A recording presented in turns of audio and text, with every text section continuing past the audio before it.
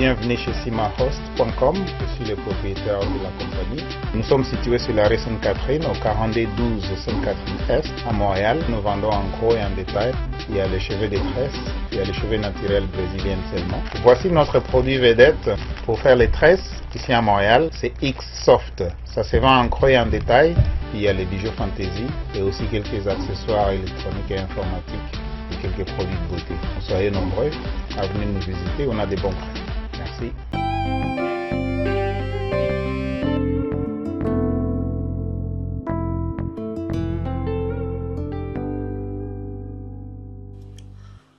Mbote bandeko balandi ya CSTV, balandi ya Maître Dona, surtout ba oyo nyonso balingaka émission evandi solo moto na moto tolobaki tokoyamba peuple congolais ezala na nzela ya singa ezala na image nyonso na souci ya kopesa information pende na lobaki émission to maloba to kolobela Congo na koloba yango partout ata esika makelele ezali ata na nzela na kosala émission yango na bandeko bo comprendre so bokoyoka mwa ba makelele ezali ba condition ba place dans ko saela na zana studio te mais toza ko lukaka ke message koma beaucoup plus bo tira attention na toza koloba na kanisi lelo na nzela ya singa ndenge to mesana ko sala na koyamba moko ya bandeko puisque tomoni moko ya bandeko banse combattant puisque tomoni mwa mbutu ekoti ba mama Angel Mbui na verse ba mitungisi ba metozo comprendre te Masolezo leka ya mbutu ya président ya IDPS vraiment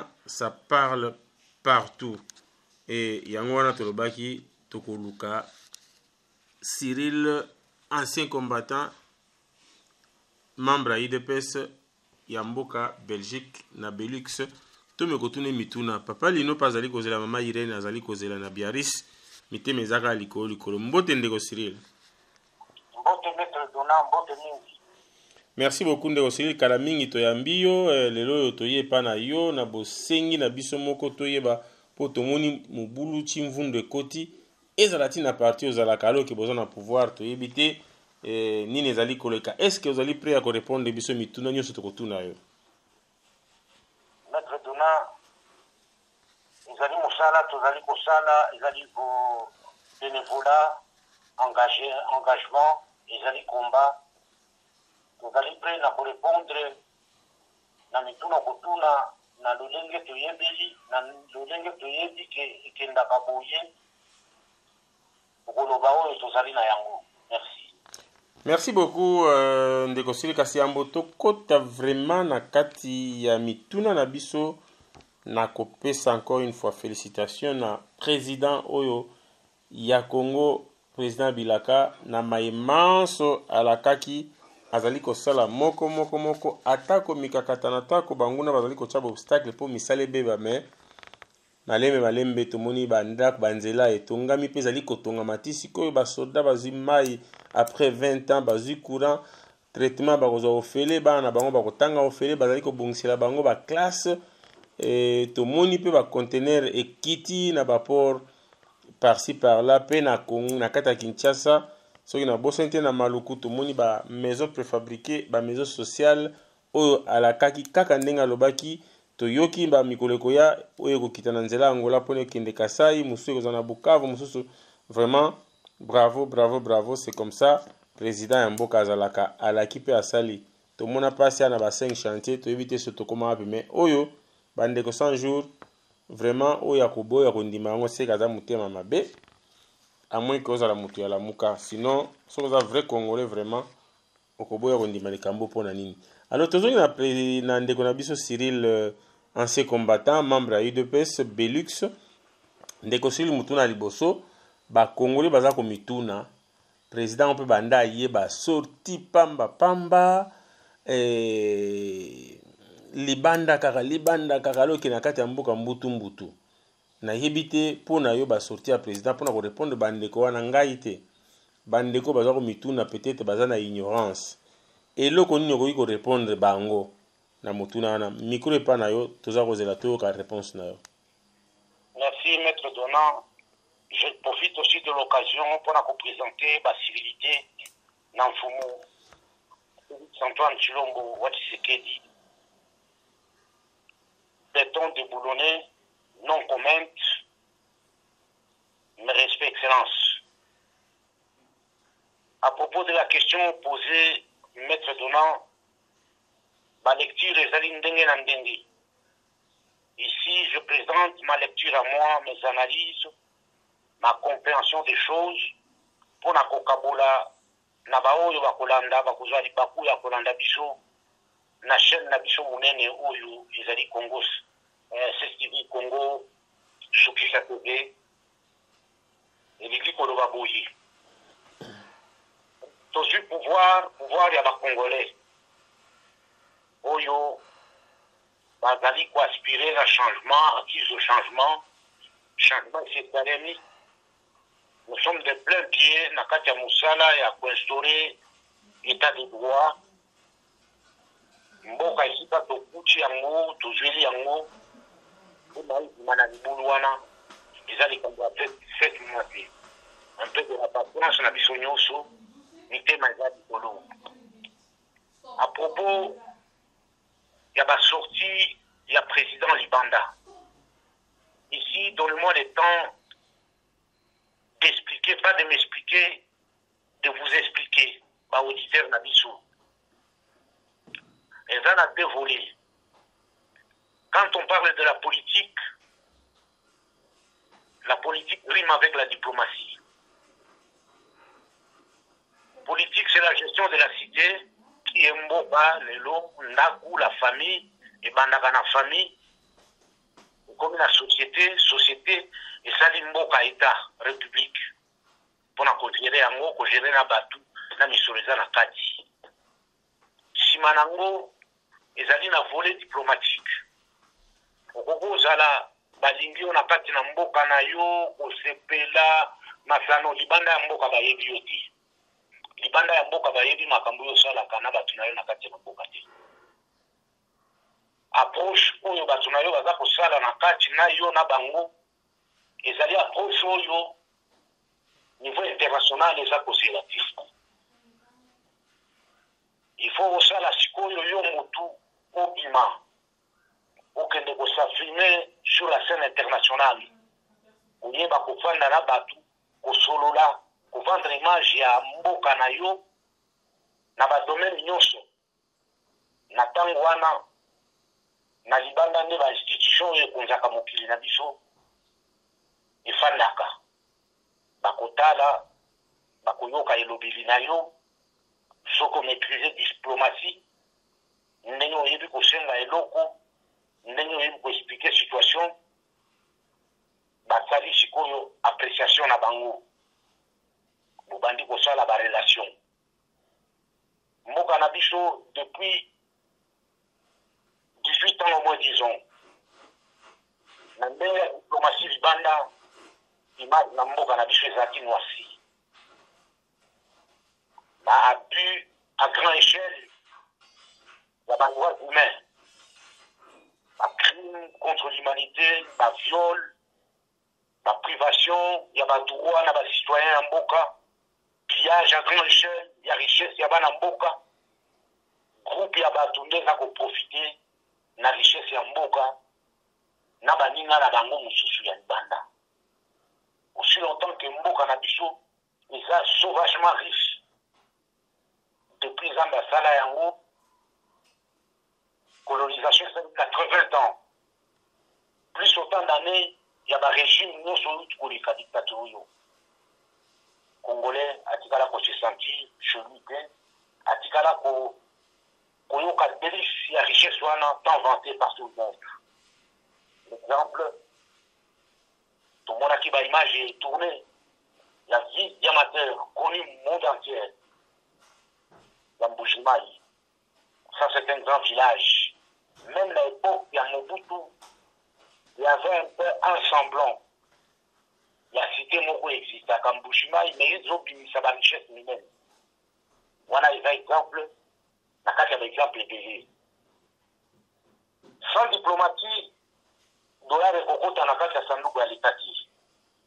Sans diplomatie, bokote ta richesse wana kokende pa imokuti. Parce que bakozela bino embargo mibeko balobi aucun investisseur aucune grande société à cause de la business na Congo ce pays, vous êtes bloqué. Vous avez un pouvoir il y a forme, fond, égalité. Voilà que dans l'état de droit, il continue à mboka. Les Congolais, babandi koloba, babandi observer. Tout le monde a droit au regard, c'est bien. Tout le monde a droit à avoir une voix au chapitre, c'est bien. C'est ça la démocratie et l'état de droit. N'a pas critique, n'a pas remarque, mais qu'on pouvait tout évoluer. On y a une critique, à une remarque, c'est-à-dire, à une moto, il y a un nostalgique. Il y a un régime dictatorial. À une moto, il y a un colinga que, il faut moins sombrer. Nakati ya bapawana ba dictateur baleka. Voilà ce que je peux dire en concernant la sortie oyo fumazwa kobima. Kobima wana ba sortie ezali pona plaisir ya ba geste, il y a la mort, il y a le risque. Abanda kobima à bas âge. Il a tout connu. Il a vu le monde. Alors, avec la grâce du créateur, on va mener à ça qui m'a cambango, qui comme un tout comme il à soit qui enseignement on a na chez les maîtres le leader était critiqué de Moulouba, que je salue la mémoire. Il était bien formé à maîtriser l'outil où on a bengi à diplomatie. L'héritage, il y a carnet d'adresse fourni, il y a leader et faciliter ma cambodélé. Voilà des invitations pleuvent de partout. À cela qui Amérique, après des sucres, la convaincre dans la sous-région, la Katinamboka.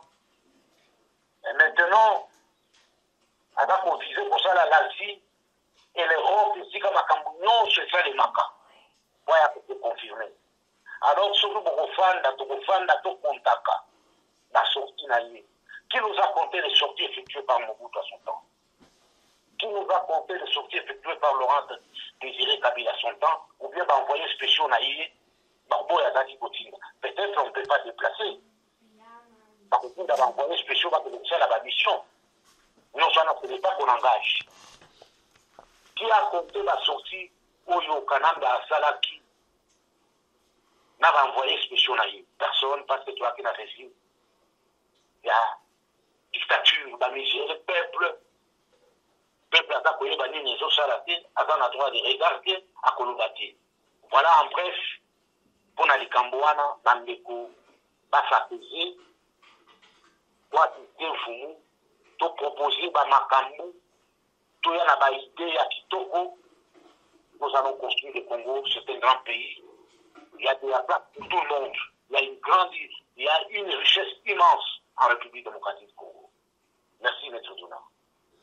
Merci beaucoup, Ndeko Cyril. Je pense que Ndeko Balandi on a bokebi awa totika kamutu aloba abi misawa za na ngoposa yango kasi tozali kokende na motune ya mibale mais tomoni libanda ndengo expliquer esengeli pour que kati ebonge esengeli libanda esimba poso libanda esimba malamu te donc kati wana ndengo pesa exemple belebele ekozala mwa mbutu mais malgré ça tomoni pe mbutu na kati ezali mingi Ndeko Cyril oyo nyonso mpenza aza kosala bato mosusu baza kondima yango te ezomona na polele bato bazoboya kondima Saint Thomas baleki mingi balingi batya mosapi kaka na bapota ya Yezu nayebi te fo balota yango na ndoto to bakomoboya réalité oza en face kongola komo ndima oyo azolota na ndoto me oyo azomona na bomoi boye physiquement boye akomi koboya yango alobi te eza yango te mais totali awa na kati mbutu eza ebele toyoki makambo ebele même bato atambolaki na bango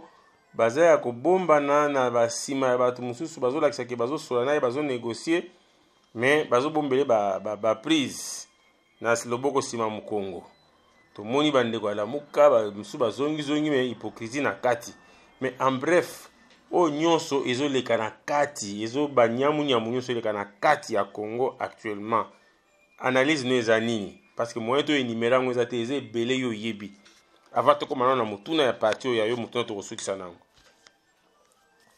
Oui, maître Nayoki, félicitations na ndenge za kotuna mituna na yo en votre qualité ya journaliste boyebi ndenge bopiégeaka bato mpo boluka bobimisa oyo eza na kati. Oui, je me donne à répondre à cet exercice. Na kati lubulu ezali. Oui, Jésus-Christ bandimaka ye te, asala ba miracle, abongola mapa, abongola mai ekoma vinu, na suka bayaka koboma ye, atambwisa bakoka, bababa, bavegle bamona. Oyo ezosalema na moya lelo na kati ya République démocratique du Congo, mboka bakoko na biso, mboka na biso. Oyo tobengaka bato baza kovivre na handicap, c'est-à-dire ba malvoyant, baza koyoka. Nazomona teke bache goudron na nani na fikini. Na yoki ke nzela fikini bache goudron.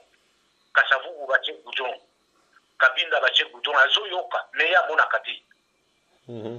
Oyo balobaka te. Bazo mona na miso bazo yoka.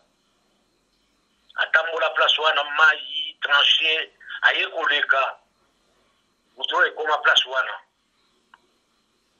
Mai ebimi na kankokolo. Amoni me alobaka te. Ayoki amoni mai. Abia ye moko sikwa zolo bana kati na ye kabia mai isa oyo isa beton fati. Ndeko mutu moko na mokili oyo bakondimaka ye te. Biso nyonso tozali na mabe na bolamu. Na tango eloko esalemi ya kitoko tondima yango. Dans les cas d'espèces, bandeko wana basalaki oyo mbanso basalaki depuis la ville de la mort Genève. Tokoma na niveau tokomi boye. Balobaka sur la place publique qui bakoprovokaka mobulu tous les jours afin que stabilité ekoma na mboka te, bainvestisseur baya te, yango tozali komona wana. Ezali kambo ya kokamwa te, eza démarche na bango. Tozali continuer, mfumu a les pieds sur la terre, point ye, biso ba congolais, toza ko porter yi. Biso ba congolais, toza ko accompagner yi. Eloko tulukaki tomona esalema yango.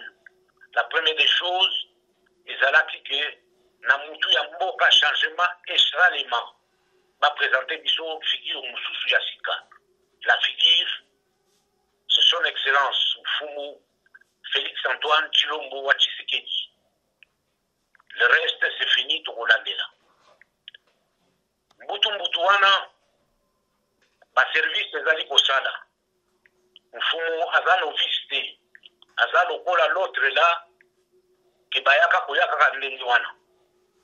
37 ans ya lutte. Tobundi potokoma wana batena et aboutissant barouage ya makambo ebele ayebi yango ndenge azali wana azali na poids na mapeka na ye ya bakongolais na testament oyo leader atikaki le peuple d'abord.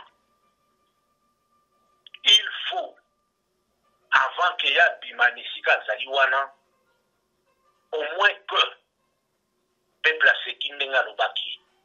Potokoma na niveau wana, il faut la paix, la sécurité, nde toluki koluka musala, kelasi,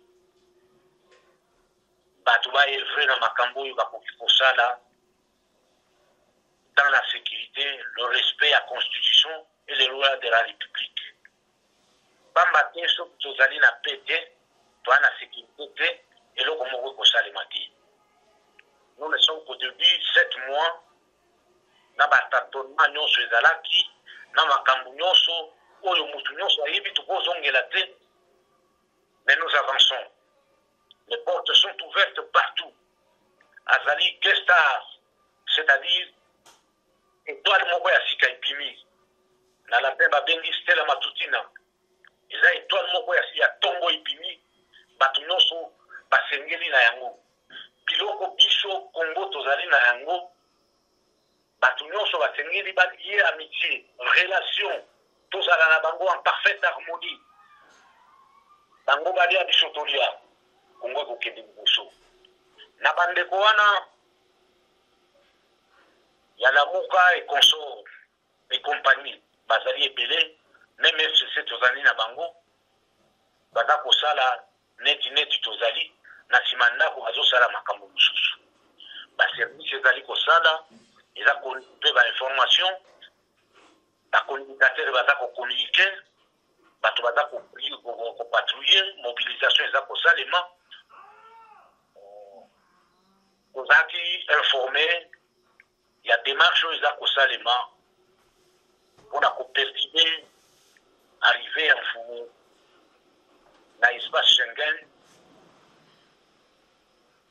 baémissaire bayaki mpona kokabola bambongo na barésistant ya kan ya ngambu bato mingi nyonso bazala présent le jour J mpo l'image bato ya prêtre baza associé par-ci par-là bamédia siso bami mpona kotala kaka image moko ya perturbation alors bakotaka na image baspécialiste il suffit de lire l'image faire parler l'image bakoloba oyo bakoloba okozala en défaveur ya diplomatie en fumu oyo aza koya nango koprésente lelo entré na ye na espèce Schengen ekozala na royaume de Belgique ezali mboka oyo ye akoli oyo ye azalaki kobunda en tant que combattant de rang sans qu'espérer peut qu'un jour nakokoma ni président ya UDPS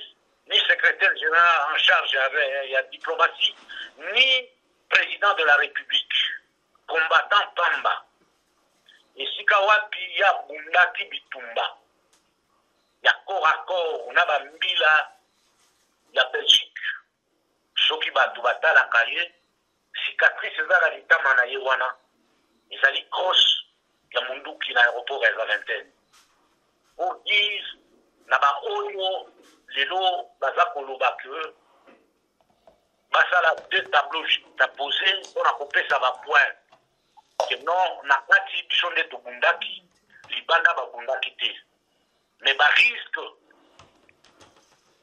oyo nano mfumu azwaki yango na front ya libanda nde front ya makasi sans front wana te eloko moko na kati bokosala te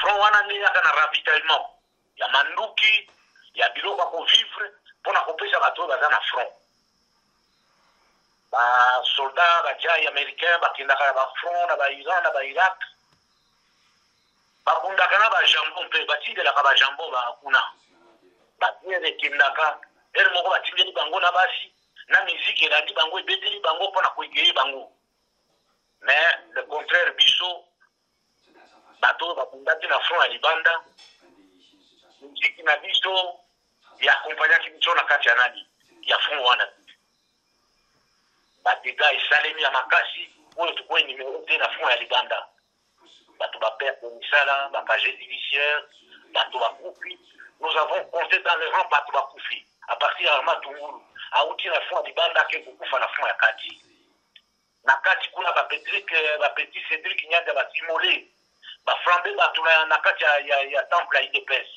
barosi mukendi bakapangala banani bakufi kuna to baluki koke na front ya libanda Albert Mukendi babundi bitumba bakute bamoni mpe pouvoir te baflori edula nkema babundi bakufi na mbetu komba ezosalema keno élection bamajor tati babundi bakomiti na suka tozwi victoire bakufi bakute bamoni te lelo nous avons depuis Epafas, docteur Epafas aza moto akoprésente te abundi na bafront nyonso paix à leurs âmes, ce sont des vaillants combattants tokobosanaka bango te ils sont au panthéon ya bamartyre ya libération oyo victoire wana ezali ya bango Merci, Maître Dona. Merci beaucoup, ancien combattant, Cyril, membre ya IDPS Belux. Merci beaucoup pour la kopesa biano kitoko na mituna na biso tokomoke na suka motuna suka oyo ezali penza koningisa bana mboka ezali likambo ya IDPS mikolo oyo. IDPS ezalaki na pouvoir te makasi ezalaki lokola nkoi, mais IDPS lelo oyo eza na pouvoir, mais IDPS ekomi makasi lokola nyao. Toloba nini? Lelo tomoni ba video komi osalama kaka IDPS. Ba jeune bazofinga ba mikolo bazofinga ba jeune, confusion eza totale. Yo en tant que membre ya IDPS naza kutu na motuna ya kotuna te naloba noke likambo boye mutu boye tomonaki na réseaux sociaux azo répondre à un tel moussa te. Yo moko za membre ya IDPS. Qu'est-ce qui se passe que IDPS eza kobunda comme na pouvoir te ezalaki Lyon. Lelo IDPS comme na pouvoir comme nyao. Qu'est-ce qui se passe? Est-ce que IDPS a préparé 2023 pendant que Bamispo Bani parler même na yo qui n'a failli la parler 2023, c'est-à-dire vérité des urnes et là ali IDPS a gagné. Mais là IDPS a comme nyao. Ba ba comme ko finga ba oyo ba tu na comme na batu na bango. Franchement pour dire la vérité tous au monde dans le matinée politique même il y a mutuaza le responsable et ça ko sala ba plein sur ndenge za ko sala karaté.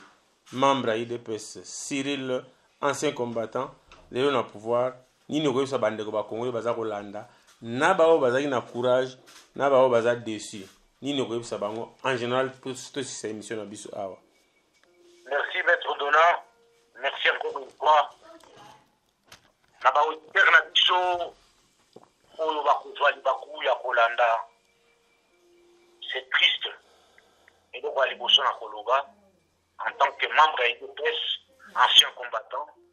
Pourquoi ancien combattant? Soki lelo tokomi na victoire wana ezali participation à mutu nyonso oyo abundaki dans le rang de l'IDPS à l'intérieur comme à l'extérieur. Na tango bobundi bozwi victoire di âge na baposition na misala mosusu bato mosusu bakendaka na retraite bakomi ancien combattant, mais bazaka ba membre alataka tenu mais akendaka susu na front te. Baza wana mpona koprodiguer ba conseil, koyebisa ba makambo, korecruter bato nde niveau biso tokomi. Nous avons passé du temps, plus du temps na kati ya mouvement oyo na parti oyo na bo jeunesse na biso de 87 jusqu'à nos jours. Imaginez-vous, na âge na komi nango, c'est-à-dire je suis un ancien combattant, je connais quelque chose de l'IDPS du coup en comble. Oui, mobulu ezali mopepeza makasi tokokende na lombangu lingi koloba, les ambitions sont partout.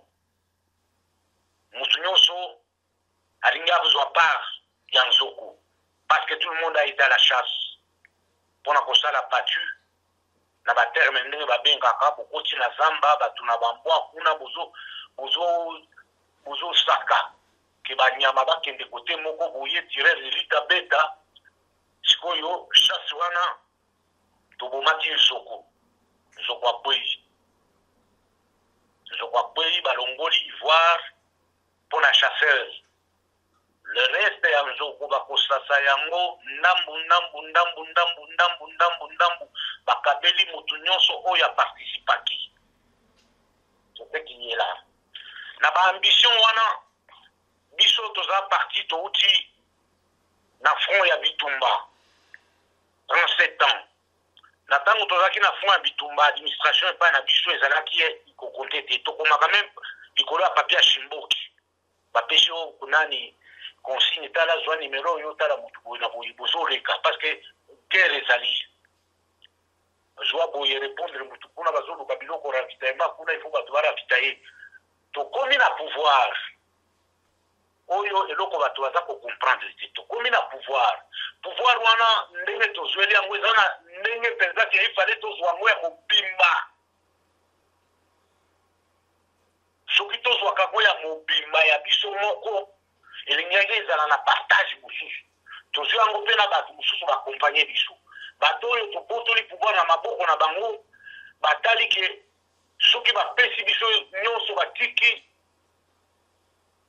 kokufa na bango il faut basala baya kose couvrir pembeni na biso wana tozala na bango ce qu'on appelle la coalition tokende kuna liboso baetape ezali ya koyeba qui a fait quoi pourquoi eloko boye ezalaki awa elongwaki ekendeki awa sikoyo baambition wana bakonzi ya parti oyo bazali en charge pour ne pas dire que baza incompétent ou bien baza en défaillance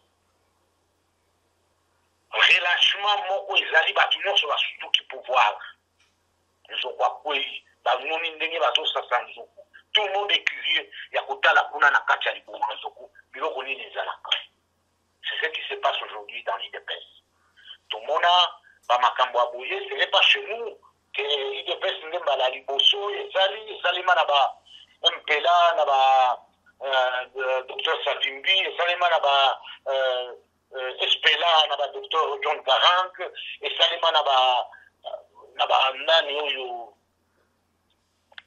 na ba front ebele esalema na Fukushi na ba Mandela nde esika mobulo elaki kobima na suka basirili ya mafoza batini bazuma jeune homme oyo moplante azali ANC en même temps azobouscule esalema na bazimbabwe na ba après kokufa Joshua Nkomo Mugabe azwi na baancien combattant ya ZANU-PF esalema na bamozambique epai ya basamora machel esalema c'est les gens ezalaka eza eloko moko bato bakofocalize kolobela boye na boye ti l'IDPS, c'est une école, c'est une grande maison construite sur un rocher. L'architecte Nabango, bravo, Batonga Moko Yamakasi, mon Pepe Yaka, et ministre à la toiture. Mais la fondation est là, l'IDPS restera, vaincra et a vaincu. Donc, pour avancer, et ça, Babylon, qu'il fallait là, Potoye, on ne pouvait pas se cacher les faces. Potoye, qui sont les profiteurs, qui ont été là pour des intérêts, qui misaient quelque chose, ils vous accompagnaient parce que si vous arrivez à destination, il va demander aujourd'hui, ce sont des choses qui vont se régler. Je suis certain, redynamisation est partie, il faut y salement, mais il faut bailler que il est grand temps. Il y a qu'organiser biloko wana nyonso na lomangu pamba te mikolo eza kokende motu moko na mokili akotelemisa mikolo te tosiko pasile déjà plus de 7 mois na badiscussion na makambo ebele eliloko mpenza ya makasi na misalemi te oui les routes c'est bon banini c'est bon mais ntumbo libumu chakula la sécurité bato bazokufa ebola ekoti na mboka nyonso wana eza bastratégie oyo baza kokotisa koamplifie bamakambo wana le temps ke bozotourne bosala boye mpona babimisi likambo le temps ke bozotourne bosala boye mpona babimisi likambo il faut bozala makasi soudé uni oui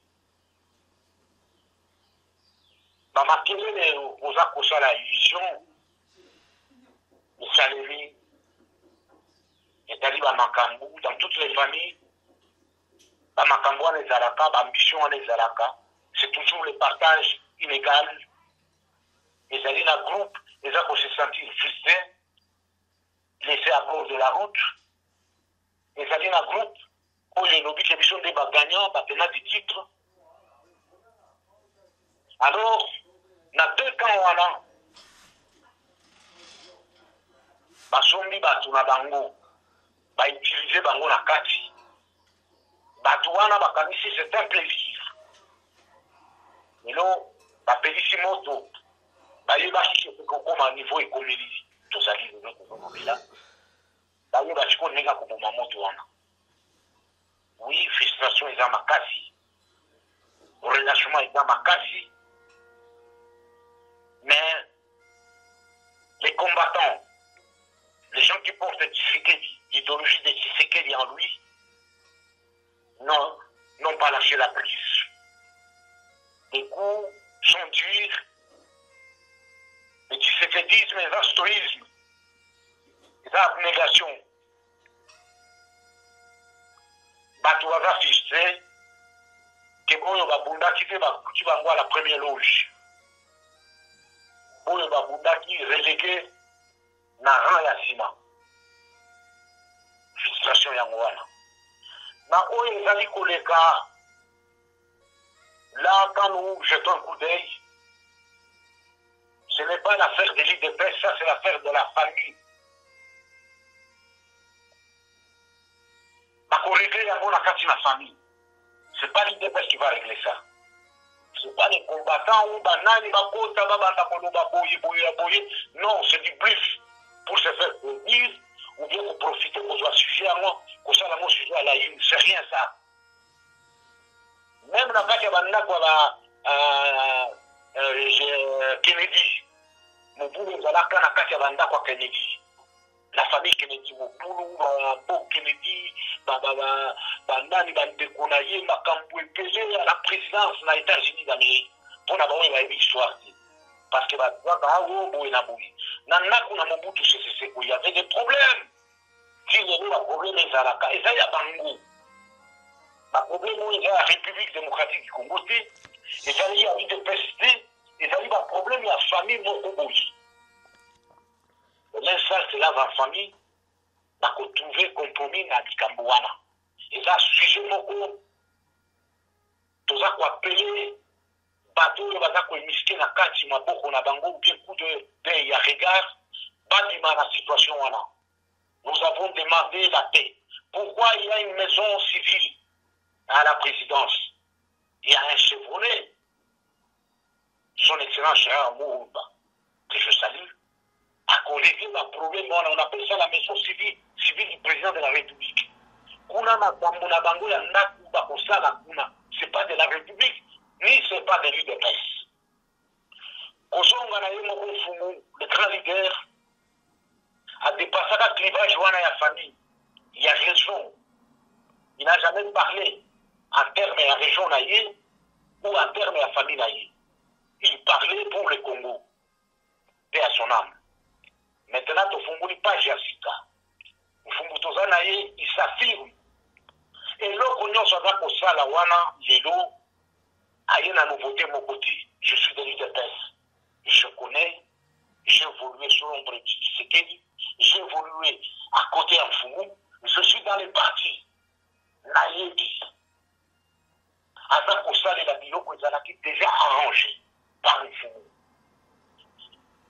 Amener par ingrédient à Sika, ou adapter na monde tokomi nango, les autres tokomi na internet, WhatsApp, Facebook, ainsi de suite. Biloko oyo, tango ba créaki de pes, qui ba amené autant. Et ça l'a caté pour la Congolais abima, à solola makambo lenge oyo.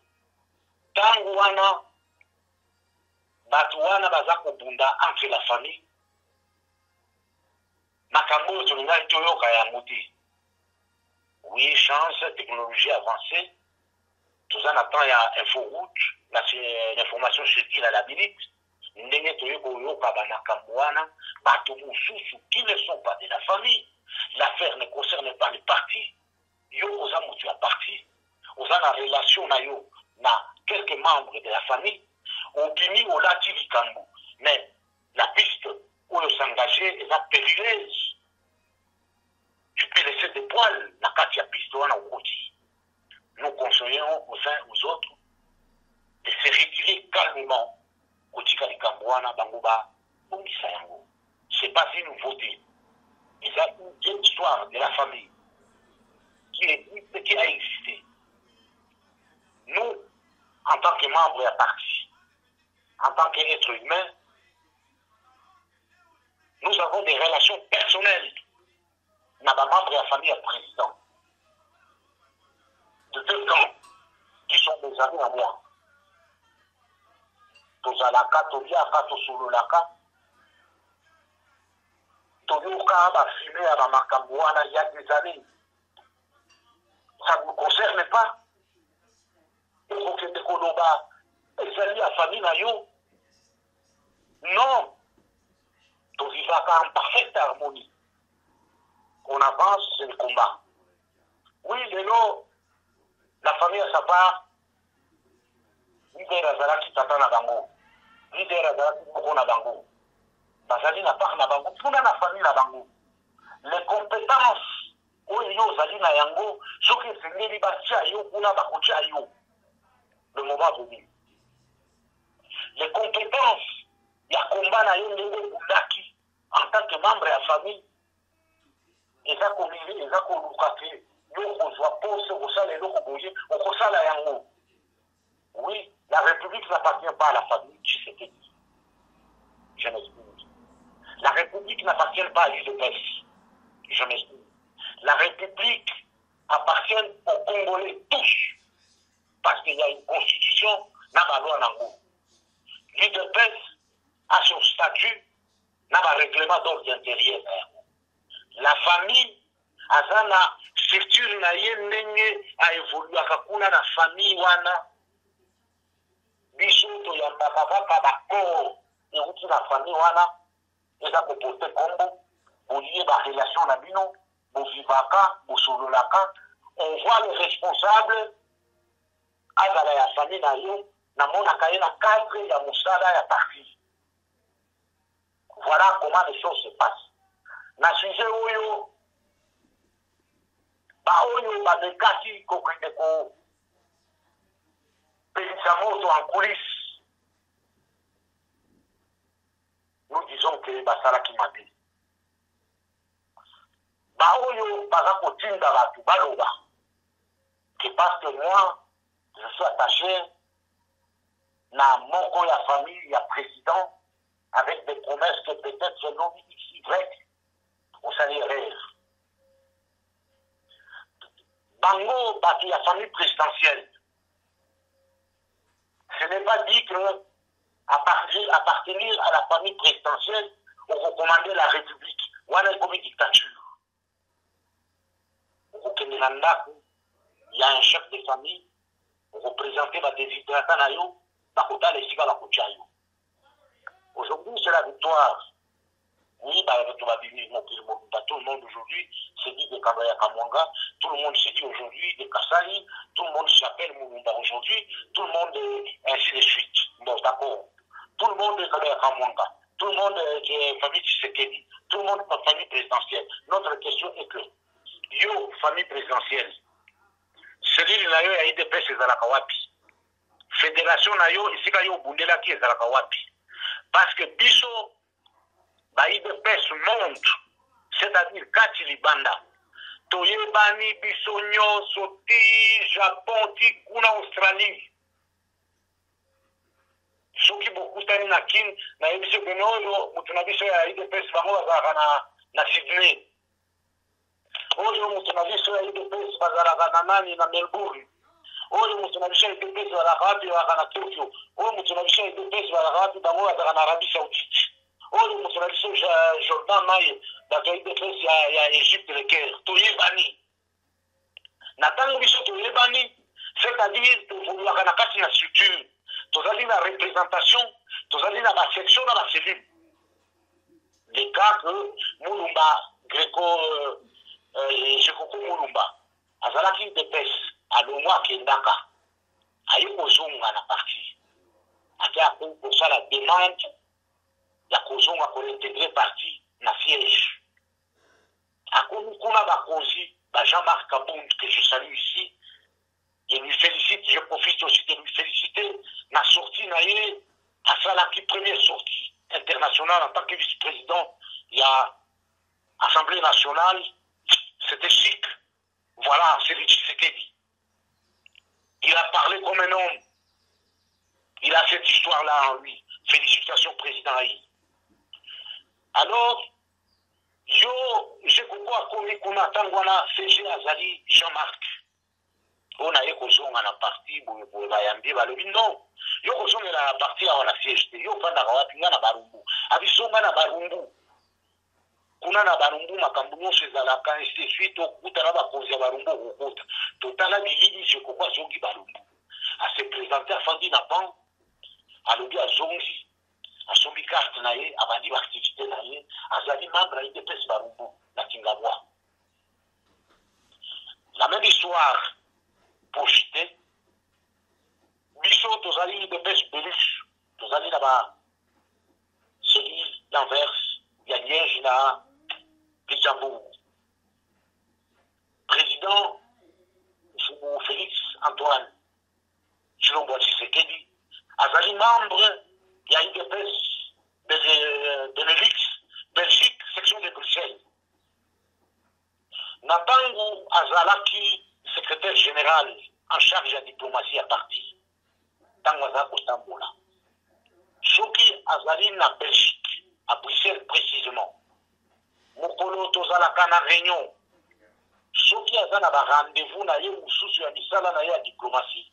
Ayaka na réunion esika biso tofandaka na banc, aya afandi na banc tofandi. Nibile sawana tofandaka nga na ye tofandi, afandi awa nga na afandi awa. Bandeko nyonso tozali wana tofandi. Président na biso Michi Kesali na staff na ye baza kokomande réunion. Dr Kabanda Salut wana bazali fédération eux eza kokonza. Ayoka pe réunion na biso ayoki na moment bapesi parole. Bapesi biso mbote expliquer biso que non naza boye lobi nazolongwa nazokende tourner boye na boye to souhaiter ye chance akende. Une fois il est venu bazalaki na matanga na lili na kokunda mwana ya ndeko na biso Paul Sapou ya droit de l'homme. Baza kuna na cimetière avec quelques membres ya UDPS. Alors oui, mais ndenge nini bato ya Bruxelles bayete na moni bato na bisote. Babi mais non, le nom de la réunion. Ah, c'est vrai, c'est la réunion. Abi comme ça, surtout si c'est à tout comme na réunion, na kende ko assister. Toza na réunion, bato ya service va vite téléphone que non toujours comme information qu'on a annoncé biso. Dans quelques minutes, la porte s'ouvre, à côté, toi clamé, afin de la messe. À côté biso, makati ya débat ya makasi. Wana biso, c'est l'UDPS Belgique. Front ya Libanda. Il faut éclairer les gens. Permettez-moi que Batoubayoka. Front ya Belgique, ya Libanda. Na ba front ya Libanda. UDPS Belgique, ndé initié. Collecte à fond pour la campagne. Sans que même Foumoye baki makambo ezo salimaka. Biso to sala ba makambo. 50 € à chaque membre pour la campagne facture. Et chaque membre doit s'acquitter directement à 120 €. Il y a la cotisation annuelle.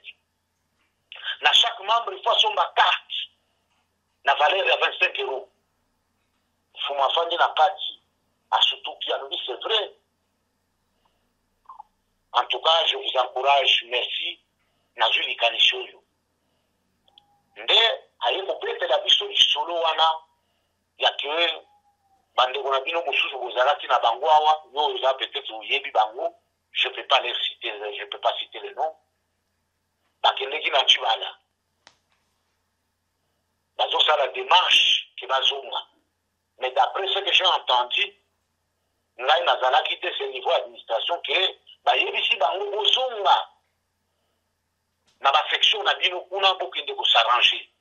Tango toyoki ndenge wana biso na sala tout otelemi non bato bazwi parole balobi Marie-Paul Kapinga lobi bakoki kozonga ndenge wana te. Tala boye. Ngai nazwi parole nalobi boye. Nalobi non, biso tosalaka réunion mensuellement. Tokotizaka mensuellement. Ba événement mosusu eyaka imprévu. Ekosenga mbongo. Bato oyo bayaka na ba réunion ba mususu bautaka na ba commune musika il faut atia transport atia essence na mutuka eza na compte azokende réunion. Il faut atia parking afuta parking. On peut aller jusqu'à 4 heures 5 heures du temps ya réunion. Nyonso wana ekendaka na compte ya komba. Alors soki bango ndenge bakendeki na Tshibanda baza koye na Tshibala baza kozonga. Moi, je propose que baya na mbongo wazwaki kuna pa Tshibala. Baya ba verser, wana bakomaki na 6 mois. Baya ba verser, tout comme égal. Bafandi na bato bakoti bazongi c'est la maison. Ou pas, que baya va forcer la porte, nous sortons. Tout les bango. Pour citer cette histoire ezali kake ebeti banzete ekauki mais heureusement ke mbula eza konoka. Il y a des nouvelles pousses à ma plante et condiments. Toute chose a toujours une issue, la sortie. Alors, ndeko Cyril, totika penza na minute, soki 3 minutes pamba, ezibiso, moi malobe belé, eza nécessaire. Est-ce que dans 3 minutes, on peut le résumé, le gouvernement zola la tilelo, qu'est-ce qui se passe? Et là, on y a une analyse, nous conseille la bandeko. En tout cas, moi, 3 minutes, on peut se la bref. Le gouvernement, il faut voir ça là qui flash mon côté Zalati, je ne sais pas, Abuja, qui est gouverneur Kobima récemment, parce que c'est ça qui va donner un réglage. Et puis, il y a l'obaki que Boka Moite, Batou Moussou, Kalabakuya, ce qui m'a dit, Boka Moniti. Parce que c'est lui le président de la République. Donc, on va défendre, c'est ça, Fulani, Boena Boye, Kabila, ce qui a défense, c'est Mobutu azaki na défense akimaki pona nini Mobutu azaki na finance azaki na makambo nyonso sécurité pouvoir ya ye moko akabulaka na bato te. Ça ce sont des histoires bato wana baya tomona bango babima. Nous avons des critiques à faire eloko toyebi ke bato akanda en face baza komema biso na je moko makasi ke mfumo fungola miso. Ces gens là bilongi oyo bakoya nango soki eza bilongi fichier na niveau international ezali ke baza kotinda ke biso tolongolela bango ba sanction wana ekozala désarroi to patienter gouvernement ekobima incessamment ezali déjà esilaki toza kozela nde komona bilongi wana. Je crois que nasuki awa. Merci beaucoup Ndeko Cyril pour un message kitoko. Je pense que nyonso ba membre nyonso ya PIP presse présidentielle indépendante oyo na Kinshasa kamba mina papi kamwasi et na poto wa bino molobeli maître donangande munazali ko représenter presse présidentielle indépendante awa na poto. Donc soko boyi kene na mboka mususu osala media na yo ba caméra za na ngwebele. Alors mbote mingi na bango nyonso mbote mingi na bato tu balingaka biso nakanisi bandeko mingi pe balingaka papa Cyril aleki apesinga ata mbote te oza na mwa 2 minutes na yo kopesa mwa bandeko mba misatu mbote mpona baencourage ndenge ezalaka kaka na bino nyonso na lino tozali bato moko boza ebele Liliana Muyaya Marie Helena Marianaya Liliane Tumba MK Phrase, prêtre missionnaire Jean-Claude Sembele, Wanazali Kinangai, Nayo Moko Maître Dona, félicitations na Musala Ozako Sala. Merci. Boya Kanaba terrain nyosu, na mbongo na yo, ezali mbongo ya IDPST. Tozali Kosala wa, ezali mbongo ya IDPST, parce que tulingi parti, tongajaka ba mbongo, kufuta ba internet, la transport kokende ba rendez-vous minene kosa la diplomatie korehausser image ya parti na biso. Merci mbote na Jean Paul Lumba grand chef Moulia Kamayi Jordan Bouyamba Aimé Bouyamba Bokis Bopema Kamwilan Sapou. Vous êtes nombreux et vous les combattants et combattants à IDPS Animuntu, IDPS viva, tenons bon. Merci. Merci beaucoup Ndeko Cyril, ancien combattant, membre à IDPS, pour na kopesa biso tango oyo atako to sali presque 55 minutes mais alaki na tina na pesi mbote na maître Moïse pe na Kamwena Sapou. Je pense il faut tokutana tobongisa pona boyei ya mokonzi na mboka ya Belgique. Donc bandeko bozala na matoi ya kofungama pour que tango tokobela mbela ke mokonzi akoya na telle date tozala ebele po tosala vraiment tolakisa mokonzi na soki tolingaka ye baoyo baza na posa baya kobebisa baya bongo mokolo wana nakanisi tokoyeba banani bakobebisa banani. Donc ezali nango ya kowela mutu te président aza président mutu nyonso tango akoya nakanisi bandeko mingi babenga na kamwe kutu bandeko musu bakouta États-Unis baya pe kaka koyamba président bamisu bazoya ndenge akanda me yango tokolanda te ezaka mpona ko préparer ndenge nini na koyamba mokonzi. Donc faut comité moko déjà comme on a ça pour namoni balancer déjà message to ko senga na bandeko mingi ba ko sepela ba kota na comité on a organisé arrivé à mokonzi ba petit na ngai ya France ba senga ki bazala pe wana donc ba petit na biso mususu ya ba sportif ko za les sengo mingi to organiser arrivé à mokonzi na pesi mbote na ba mama fati nyonso vraiment place bazali na pesi mbote na mama Julie Wangage sponsor officiel ya CSTV. Vraiment merci na bino nyonso. Qu'est-ce qui me ça vous dit, au revoir et à la prochaine. Ciao ciao. Ciao.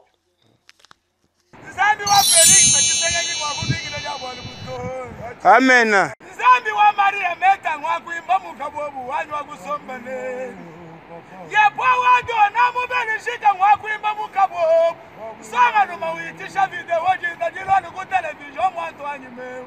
Yepo wani kibwa bwanu bwani bwana ngoro kuliba. Anu bwachi samba chebe chibiga gogo wakwambira byandu.